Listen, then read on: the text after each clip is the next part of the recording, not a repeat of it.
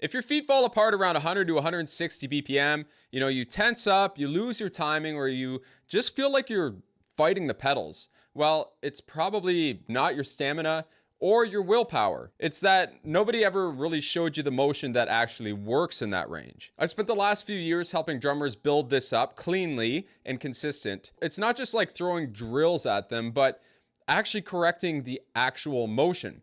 And today I want to show you what really causes that breakdown and how to fix it. Here's the deal.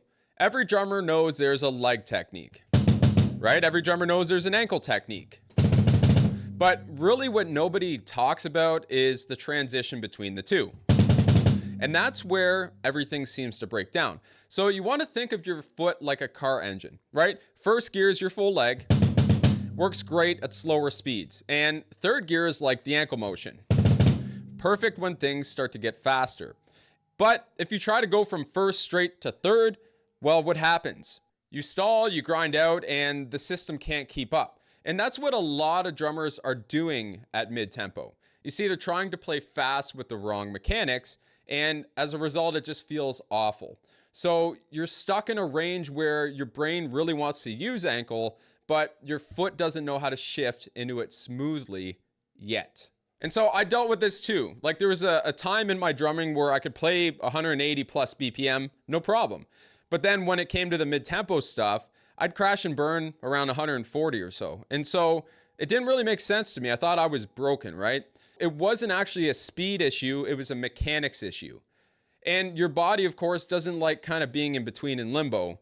And that range is 100 to 160. And so unless you train the motion that bridges that gap, you're still going to have a hard time trying to figure this out. And that motion that I'm talking about, it's what I call the hybrid fix. It's not a drill. It's a biomechanical transition between your leg and your ankle.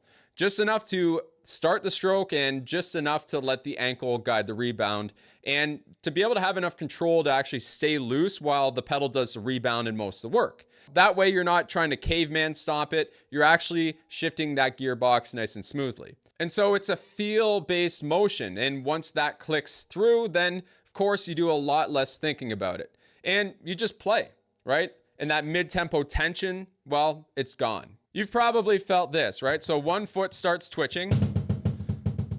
Like usually the left can't keep up, and it doesn't matter how much you focus. It still feels uneven. And that's because you're working against your body's natural motion instead of working with it. So I want you to try this next time you play something around, 140 or 150, if you can. Instead of just kind of like, pushing through it, I want you to really slow down and focus on starting the stroke with your leg, right? But let the ankle catch the rebound.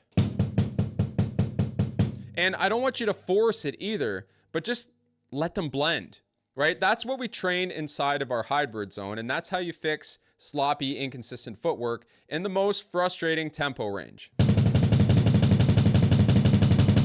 And so if this clicked, and you want to go deeper, I've actually put together a breakdown that walks you through the hybrid fix with more detail, of course. And so I'll put that below, no pressure. If you're actually serious about getting this part of your playing right, it'll definitely help you out. Now, what I want to say is really at the end of the day, it's not about more drills and it's not about just playing faster.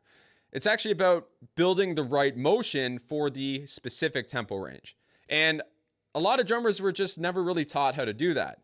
And that's what I'm going to keep showing you here. So if this helped, there's more coming. And if you want the breakdown, you know where to find it. You'll see me in the next video.